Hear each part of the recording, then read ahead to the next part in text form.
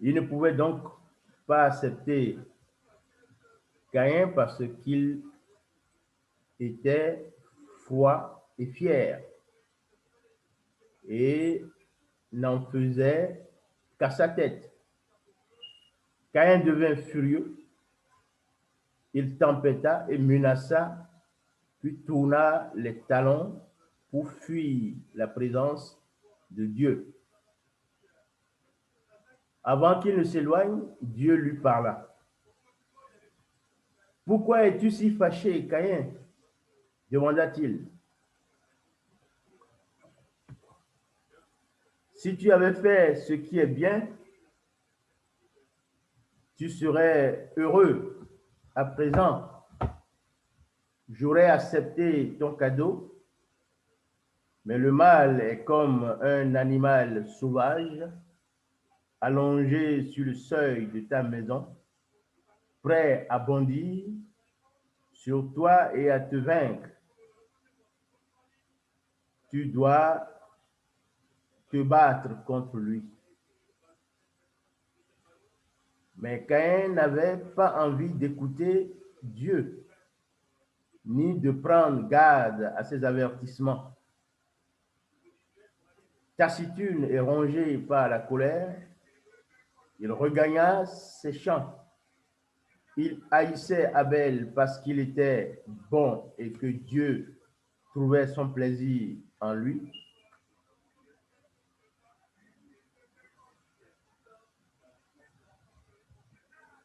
Dieu était content d'Abel, mais avait refusé le don de Caïn. Ce dernier était furieusement jaloux de son frère et la vue du visage heureux d'Abel le mettait encore plus en colère. Il décida de s'en débarrasser d'une manière ou d'une autre. Allons nous promener dans les champs, lança-t-il un jour à Abel. D'accord, lui répondit Abel aussitôt. Après tout, son frère voulait peut-être se réconcilier avec lui. Alors qu'ils marchaient côte à côte dans la campagne paisible, la haine dévorait de plus en plus Caïn à l'égard de ce frère qui ne lui avait rien fait. Dans un mouvement de colère soudain et violent, Caïn se tourna vers son frère qui ne soupçonnait rien et le tua d'un coup brutal. Tout fut terminé en un clin d'œil. Sans se retourner, Caïn s'éloigna rapidement. Alors Dieu s'adressa à lui. Où est ton frère? Le cœur de Caïn cessa un instant de battre, mais il répondit d'un air désinvolte. Comment le saurais-je? Suis-je censé m'occuper de lui constamment? Caïn, pourquoi as-tu fait une chose aussi terrible? Dit Dieu tristement. Caïn comprit alors que Dieu avait vu tout ce qui s'était passé et qu'il connaissait la haine et la jalousie de son cœur. Le sang de ton frère réclame justice, dit Dieu à Caïn, et voilà ton châtiment. Pour toi, la terre ne produira plus de belles récoltes.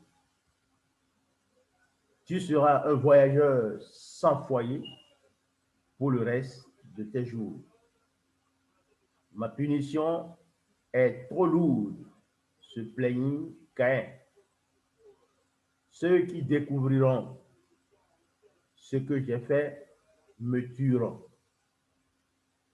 Je te protégerai, dit Dieu, on ne te tuera pas. Caïn quitta ainsi sa ferme et son foyer. Pire que tout, il s'éloigna de Dieu. Il avait été trop fier pour écouter son avertissement. Il avait choisi de haïr son frère Abel et de l'assassiner au lieu de l'aimer et d'être heureux avec lui. Voilà donc comment ça s'est produit, le premier meurtre. Alors passons maintenant en revue les versets bibliques qui doivent retenir l'attention du prédicateur.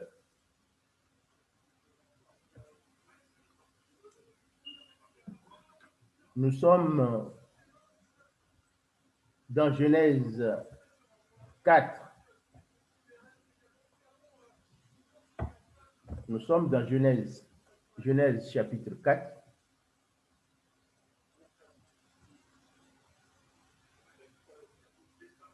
Et nous avons le verset, déjà, chapitre 4, à partir du premier verset. Nous avons déjà Adam connu Ève, sa femme. Elle conçut et enfanta Caïn. Et elle dit, j'ai formé un homme avec l'aide de l'Éternel. Elle enfanta encore son frère Abel. Abel fut berger et Caïn fut laboureur. Donc, après la naissance, donc chacun choisit ce qu'il doit faire. Caïn est laboureur, Abel est un berger. Et après vient le verset où les deux choisissent de faire une offrande à Dieu. Genèse chapitre 4, verset 5. Genèse 4, 5, c'est l'offrande. C'est volontairement que les deux enfants veulent offrir quelque chose à Dieu. Chacun offre donc ce qu'il possède. Le laboureur va prendre les fruits du labour. Abel, lui, va prendre les fruits. Donc, il va prendre un agneau dans son troupeau pour offrir.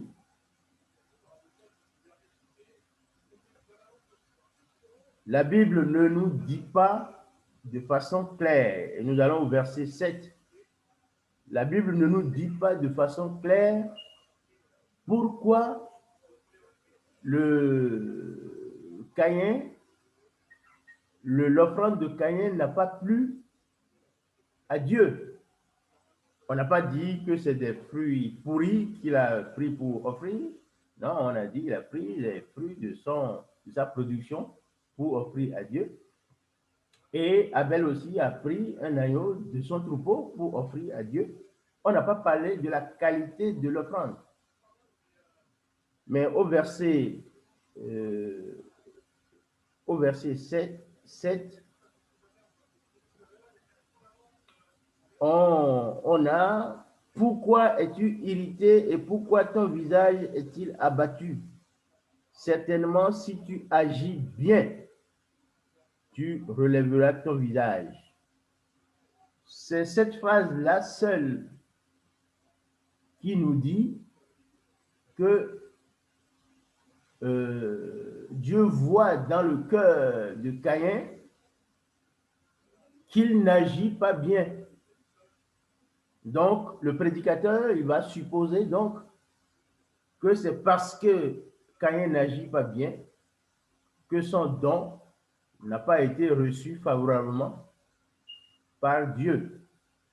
Donc, c'est le verset 7 qui nous dit ça. Et en même temps, dans ce verset 7, on dit que le péché se couche devant ta porte, puisque Dieu voit déjà dans le comportement de Caïn qu'il va faire quelque chose de contraire à la doctrine de Dieu.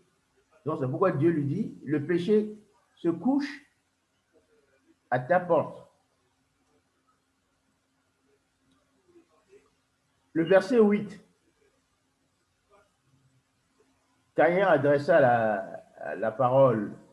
Cependant, Caïn adressa la parole à son frère Abel, mais comme ils étaient dans les champs, Caïn se jeta sur son frère Abel et le tua.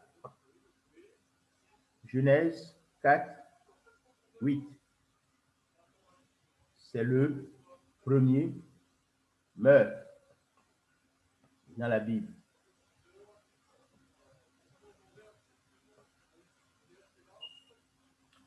Alors Dieu réagit.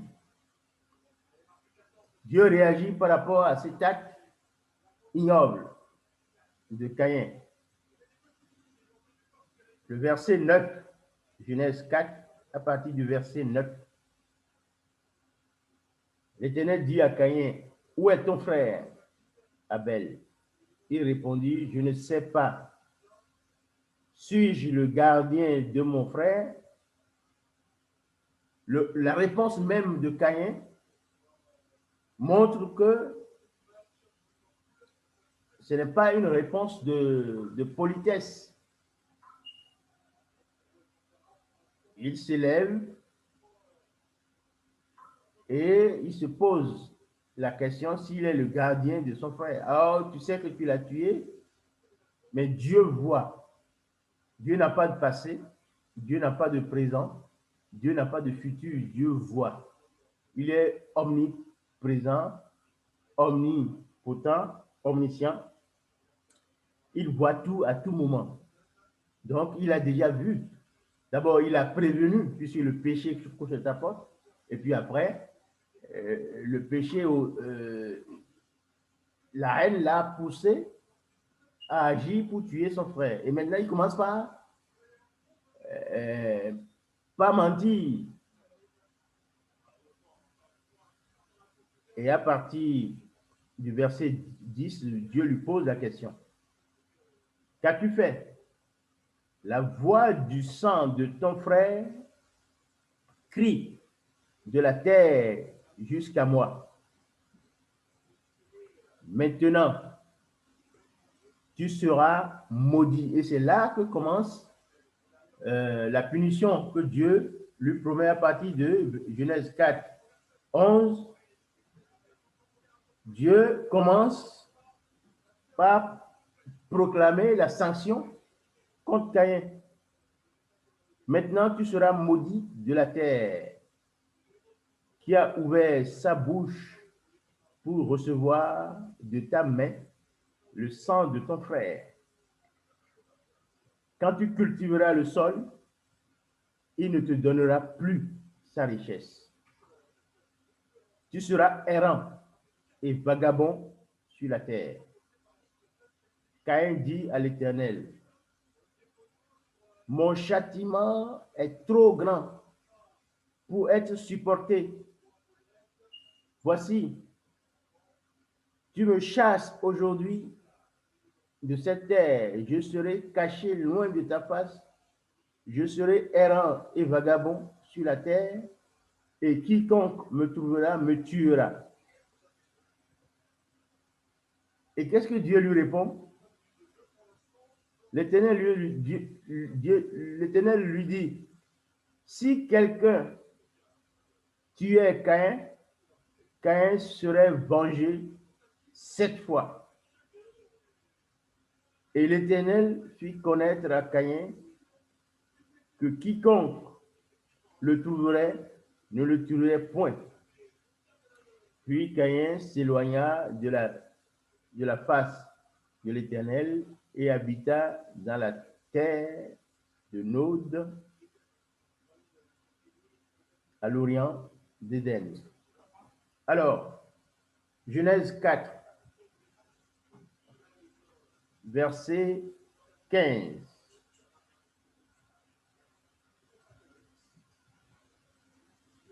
Dieu montre là, ce n'est pas parce que Caïn a fait du mal que Dieu va laisser d'autres personnes le tuer. Donc, celui qui va tuer Caïn, Caïn sera vengé 7 fois. Cela veut dire concrètement que Dieu ne veut pas la mort de l'homme. Et même celui qui a péché, Dieu ne veut pas qu'il meure.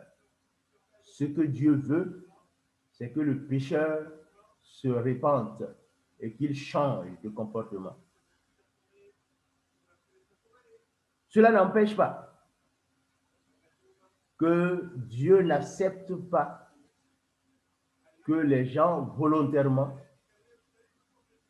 commettent des péchés. Et c'est pour cela qu'il sanctionna directement Caïn en lui disant que quand tu cultiveras le sol, il ne te donnera plus de richesse, puisque Caïn est un agriculteur. Si un agriculteur produit et il n'a pas de revenus, c'était Genèse 4, verset 12 à 13,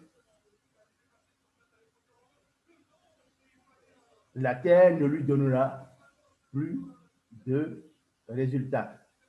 Donc, ce serait quand même assez dramatique pour Caïn. C'est pourquoi il commença par se plaindre. Voilà donc, chers amis, ce petit résumé donc du premier meurtre de la Bible. Alors, il y a des zones d'ombre.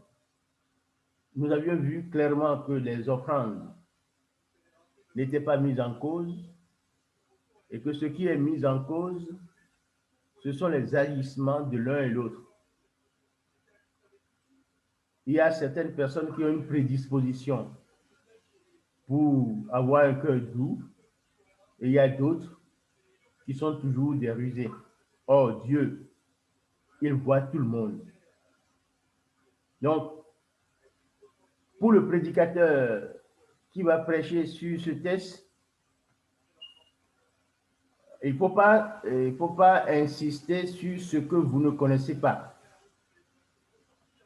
Vous ne savez pas pourquoi Dieu a accepté le don d'Abel et il n'a pas accepté le don de Caïn. Tout ce que vous savez, c'est qu'au verset 7, Dieu dit que si Caïn avait un bon agissement, un bon comportement, il relèverait la tête. Donc, ça veut dire que Dieu a travaillé dans ce cas par rapport au comportement de chacun et non par rapport à ce qu'ils ont offert.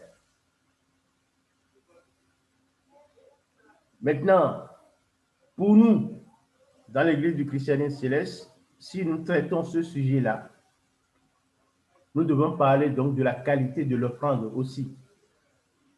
Même si dans le texte qui est présenté, le problème de qualité de l'offrande n'est pas évoqué, nous devons parler de la qualité de l'offrande et nous devons dire à ceux qui font des offrandes qu'ils doivent choisir des choses qui sont belles, qui sont agréables, et ce sont ces choses-là qu'ils vont offrir à Dieu pour le remercier pour leur vie. Nous devons penser que ce test-là, c'est au début de l'année, donc c'est aussi pour demander aux fidèles, à tous ceux qui connaissent Dieu, que c'est le moment de remercier Dieu pour tout ce que Dieu a fait pour eux durant l'année précédente. Et il faut savoir que régulièrement, chacun doit faire des offrandes à Dieu parce que c'est Dieu qui nous fait vivre, c'est Dieu qui nous protège. Il n'y a rien que vous puissiez faire sur la terre que Dieu ne soit pas dedans. Et c'est pour cela que ceux qui ne vont pas à l'église, eux-mêmes, ils font des choses naturellement que Dieu apprécie. Donc, l'offrande doit être de façon régulière, mais l'offrande, on ne fait l'offrande qu'à Dieu. Et là, ça soulève un autre problème qui est le pasteur qui demande de faire des dons.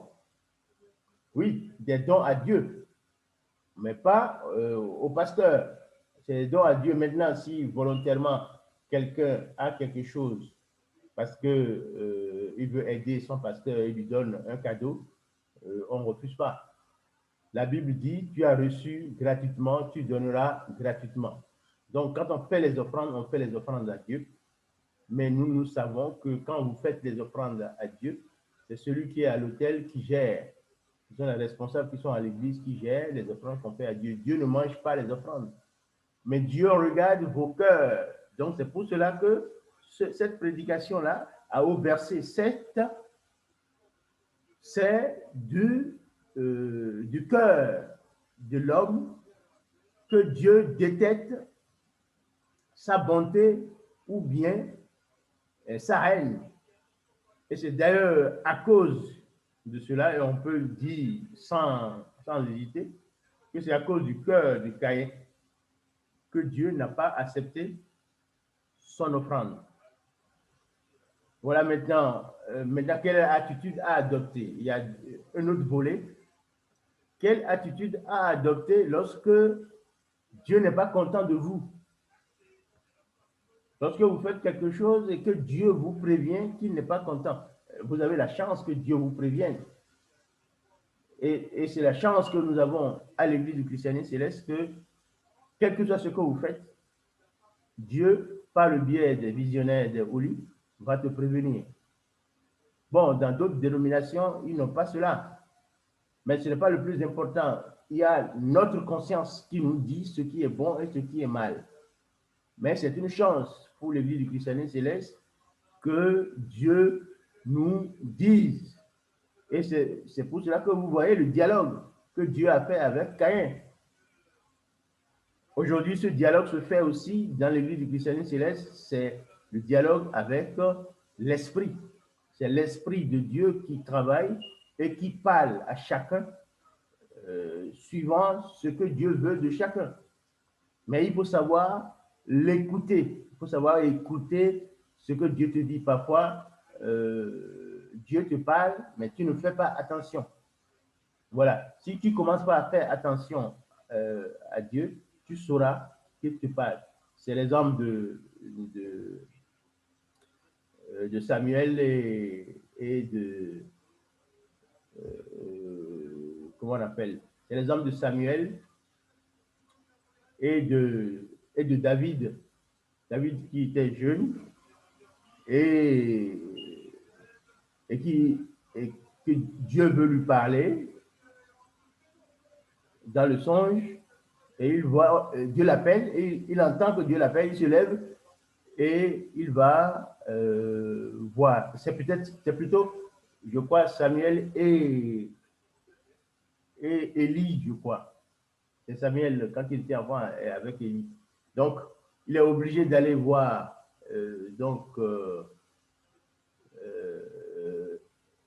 Élie pour dire oui, tu m'appelles, je suis présent, alors que bon, ce n'est pas Élie qui l'appelait, et après il lui a dit ben, quand il va t'appeler, il faut dire me voici. Alors, dans les commentaires, écrivez-moi dans les commentaires pour préciser, puisque alors j'ai dit au départ, j'ai dit David et Samuel. Maintenant, j'ai dit Élie et Chosa et Samuel. On va le préciser. Pour vous qui êtes là, regardez, vous m'écrivez dans les commentaires. C'est une... Il faut que je précise ça pour la prochaine fois. C'est pour dire simplement que l'Esprit de Dieu parle. Et il faut pouvoir l'écouter. Il faut pouvoir l'écouter pour pouvoir répondre promptement et faire ce que Dieu veut. Alors, quand tu suis ce que Dieu veut, tu ne te trompes pas, puisque l'Esprit de Dieu ne se trompe jamais.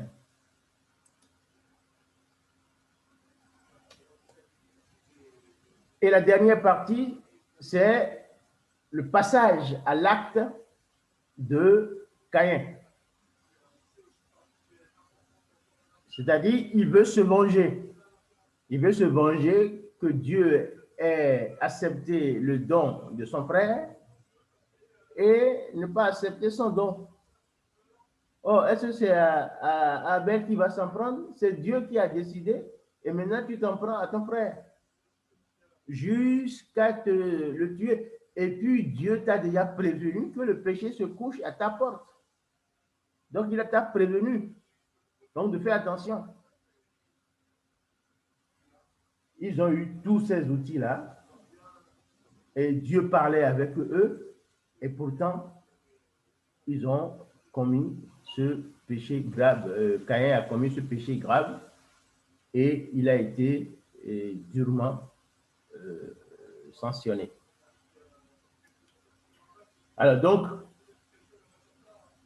c'est l'ensemble donc des éléments donc du premier meurtre dans la Bible.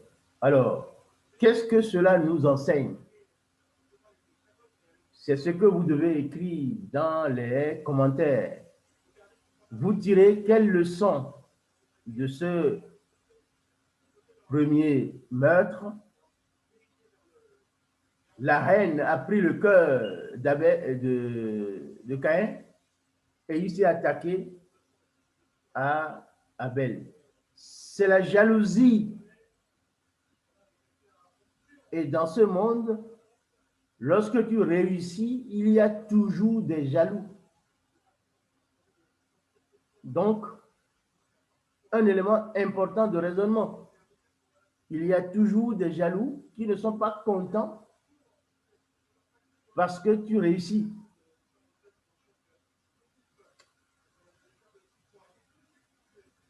Un élément donc de réflexion. Donc écrivez vous aussi. On peut tirer encore beaucoup de solutions. Hein? On peut tirer encore beaucoup de solutions. Je vous ai parlé déjà donc de la qualité des offrandes. Je vous ai parlé donc de la présence de Dieu. Il y a, comment on appelle, Dieu a dit, je m'en vais au Père et je vous enverrai l'Esprit consolateur.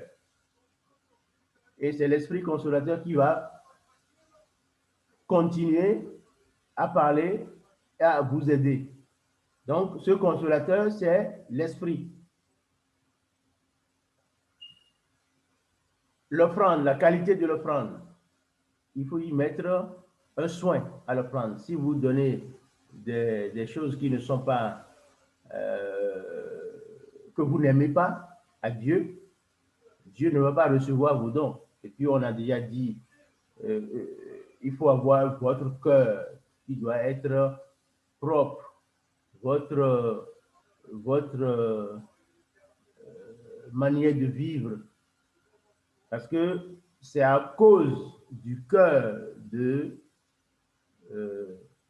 Caïn que son offrande n'a pas été acceptée. Parce qu'il a un mauvais cœur. Et la preuve, quand on n'a pas accepté ce nom, il a aggravé sa situation. Donc, ce sont les éléments que donc, le prédicateur doit pouvoir réunir pour essayer de donner donc, les enseignements. Bon, il y a le Genèse 4, 15, Genèse 4, 11, Genèse 4, 9, Genèse 4, 8 et Genèse 4, 12, 13, qui sont les versets qui sont les plus importants que le prédicateur doit pouvoir essayer de manipuler pour essayer de transmettre le message. Nous rappelons simplement que c'est très important. Ce qui est très important, il faut préparer la prédication.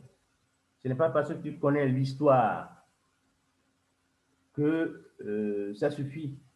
Non, il faut aller lire les lectures et lire les contours pour préparer ton speech, ton raisonnement, pour convaincre, puisque le prédicateur doit convaincre l'auditoire.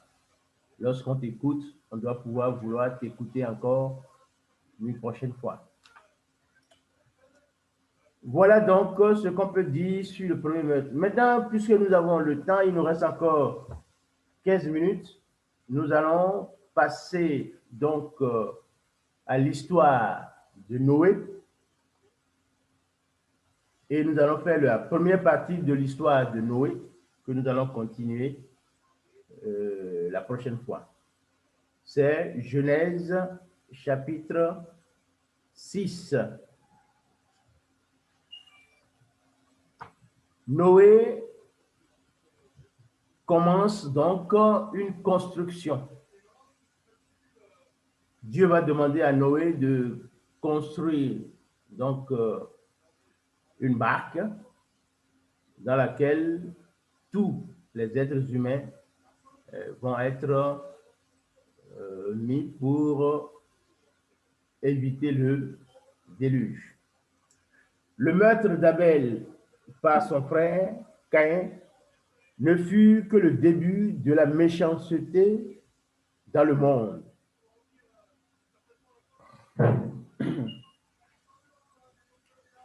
Bien que les hommes aient commencé à inventer toutes sortes de choses belles et utiles, ils découvrirent aussi de plus en plus comment désobéir à Dieu et se faire du mal les uns aux autres. Dieu savait que quoi qu'ils fassent, les hommes ne l'aimeraient plus et ne s'amélioreraient pas.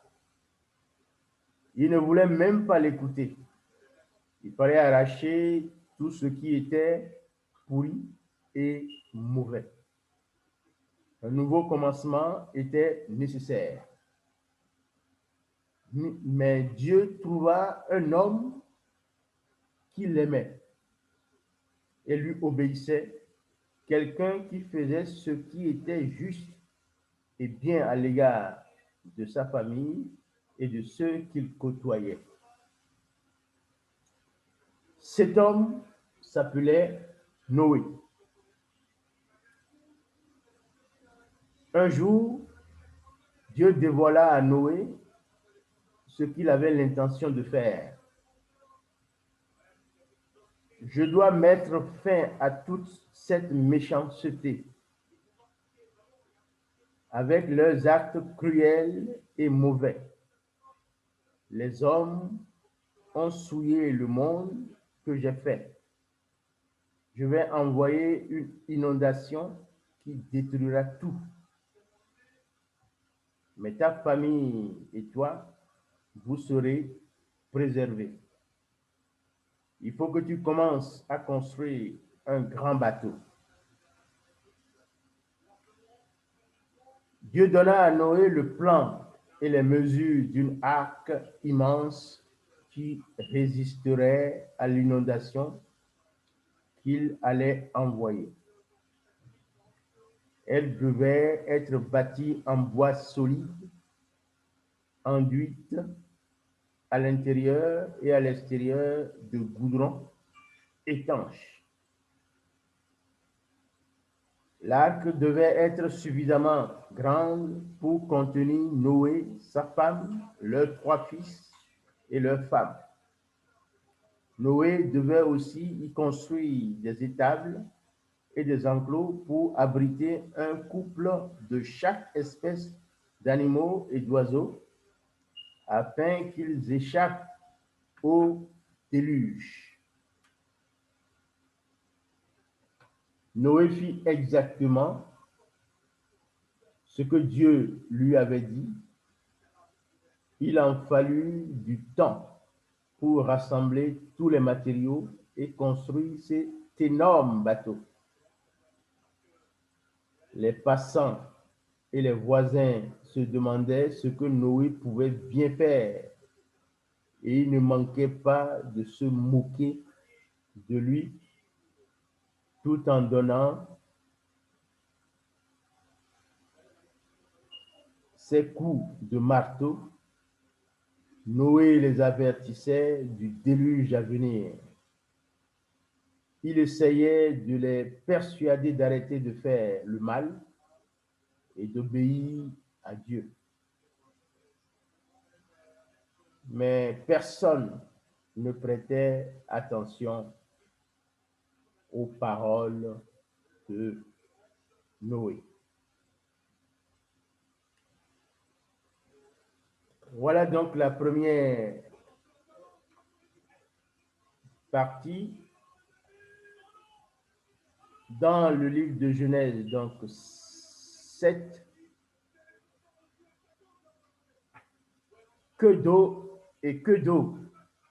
Noé mit du temps à construire son bateau, tout en essayant de persuader les gens de changer de vie et de dire à Dieu qu'ils regrettaient le mal qu'ils avaient fait.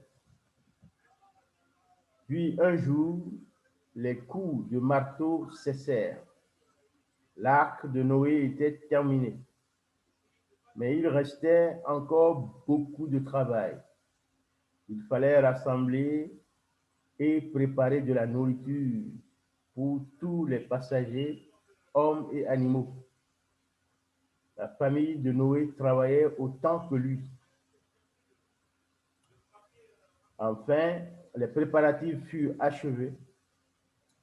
Il est temps d'entrer dans l'arc, dit Dieu, entre Noé avec ta famille et tous les animaux. Il commencera à pleuvoir dans une semaine. Noé passa la semaine à caser tout le monde et toutes les choses à bord. À la fin de la semaine, la pluie se mit à tomber comme Dieu l'avait dit. Quand Noé et sa famille et tous les animaux furent en sûreté à bord, Dieu ferma la porte de l'arc. Il plut sans arrêt nuit et jour. Les pluies torrentielles commençaient à gonfler les fleuves et les rivières. L'eau entoura le fond de l'immense arc. À mesure que l'eau montait, le bateau, le bois craquait, grinçait et tanguait. Puis doucement, l'eau souleva l'arc. L'arc et ses passagers flottaient. L'énorme construction se mit à dériver lentement au gré de la pluie et des courants. Mais Noé avait bien travaillé.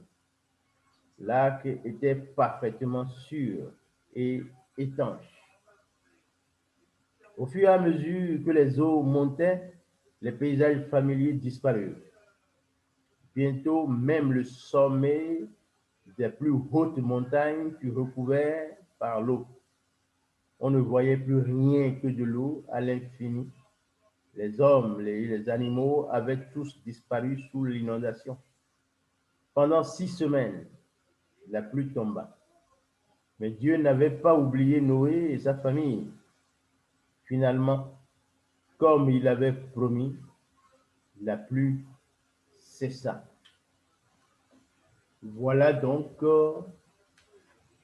comment Dieu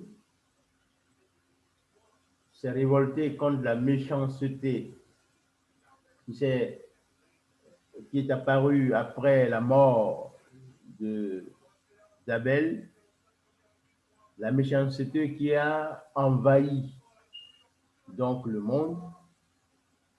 Dieu a voulu mettre fin à cette méchanceté et il a choisi donc Noé, un homme intègre, qu'il a aidé, formé et accompagné pour réaliser ce grand bateau qui va abriter tous les êtres humains, ceux qui sont sauvés donc de ce déluge. Voilà, c'est la première partie. Quels sont les versets bibliques que nous allons retenir sur cette partie? Puisque Dieu a dit à Noé donc de faire l'arc, c'est Genèse chapitre 7, à partir du premier verset. À partir du premier verset, tu as la composition même de ce qui va être, comment on appelle ce bateau-là. Et c'est pour cela que quand Dieu te dit de faire quelque chose, il faut le faire comme il a dit. Parce que quand Noé a commencé par construire le bateau, il ne savait pas qu'il y aura aussi tant d'eau. Et il ne savait même pas que c'était un bateau qu'il était en train de construire. Il a pris les mesures qui lui ont été données et on lui a demandé de prendre tel bois. Il a pris les bois qu'on lui a demandé, les mesures que Dieu lui a données, et il a essayé de faire exactement comme Dieu l'a dit. Et c'est très important parce que quand la pluie a commencé, s'il avait fait quelque chose, comment on appelle, avec une négligence, ce bateau allait s'écrouler et puis ils allaient mourir avec les autres. Donc c'est pour cela que la première leçon qu'il faut tirer de ce passage-là, c'est déjà de respecter ce que Dieu a dit. Puisque Dieu lui a demandé de faire telle chose et il a écouté et il a fait avec les dimensions que Dieu lui a données. Et ça, c'est très, très important. Donc, de Genèse 7, du premier verset jusqu'au 24, c'est la description même donc, de la conception du bateau et donc du temps qu'il a mis pour mettre en place, le travail qui a été abattu pour regrouper toute sa famille et les animaux que Dieu lui a demandé de prendre. C'était l'élément important, ça. Après, le déluge a commencé. Quand le déluge a puisque Dieu a prévu qu'il y aura le déluge. Et après, donc, le déluge a commencé quand Noé a fini de monter l'arc. Et c'est ça qui est le plus important parce que Dieu nous écoute. Et quand il nous a dit de faire quelque chose, si nous le faisons, il peut retarder même nos difficultés. Et il peut changer notre manière de vivre. Il peut changer les choses pour nous. Donc, nous devons retenir que Genèse 7, qui nous parle donc de Noé, il nous parle donc déjà d'un homme qui est intègre. Dieu l'a choisi parce que parmi la méchanceté, c'est lui qui Dieu a vu qu'il était sincère, qu'il était intègre. Donc l'intégrité de l'homme est une bonne chose pour Dieu et Dieu le voit. Deuxième chose, c'est l'obéissance à Dieu. Dieu dit de faire l'arc et il donne les dimensions. Et Noé le fait exactement comme Dieu lui a demandé. Et puis après, il y a l'avènement donc du danger. Dieu le prévient. Maintenant que tu as fini, dans une semaine, le déluge va commencer. Donc, rentrez dans l'arc, dans le bateau. Au moment où il était en train de construire, il y a certains qui se moquaient de lui. Et même quand la pluie a commencé, personne n'est venu pour rentrer dedans. Lui, il a mis tout ce que Dieu lui a demandé de mettre dedans, il a mis tout dedans. Il a obéi à Dieu. Et après, c'est quand le déluge a commencé et que l'eau a commencé par monter, que les gens ont commencé par courir pour essayer de rattraper le lac. Et c'était trop tard. C'était trop tard puisque l'arc était déjà en haut. L'eau a déjà envahi la terre partout. Plus de 2 mètres de haut, les gens sont déjà morts. Tous ceux qui ont essayé, ils n'ont pas pu, ils sont déjà morts. C'est pour cela qu'il faut écouter Dieu et faire les choses comme Dieu le demande. Et puis après, on a toujours le très très bon résultat parce que celui qui compose avec Dieu, il gagne toujours. Mais celui qui ne compose pas avec Dieu va toujours perdre. Voilà, chers internautes, chers amis.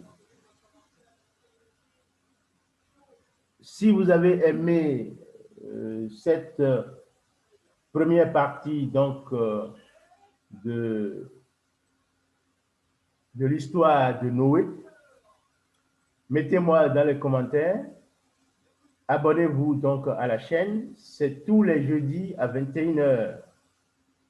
Donc la deuxième partie de l'histoire de Noé, nous présenterons cette deuxième partie le jeudi prochain. Nous aurons donc le nouveau commencement, le signe de l'arc-en-ciel, la tour de Babel. Voilà, ce sont les éléments que nous aurons dans notre prochaine rencontre. Pendant ce moment, prions le Seigneur. Ce sont des choses qui sont passées pour le bien des hommes. Pendant qu'il est temps, écoutons ce que Dieu nous dit et Dieu sera toujours avec nous. Donc, pour ceux qui sont sur Facebook, likez la vidéo, mettez des pouces j'aime et puis surtout dans les commentaires, faites des commentaires si la présentation vous a plu, s'il ne vous a pas plu, ce que vous voulez qu'on fasse pour la prochaine fois, la manière dont vous voulez que l'on raconte cette histoire, vous me le dites dans les commentaires et je saurai m'adapter. L'essentiel, c'est que cela profite à ceux qui veulent étudier la Bible, qui n'ont pas le temps de reprendre la Bible pour faire des études approfondies. Au moins ces histoires-là, ça vous donne des fils de conducteurs pour vous permettre de passer en revue toute la Bible. Je vous remercie, bonsoir et rendez-vous pour jeudi prochain, 21h. Bonne soirée et à très bientôt.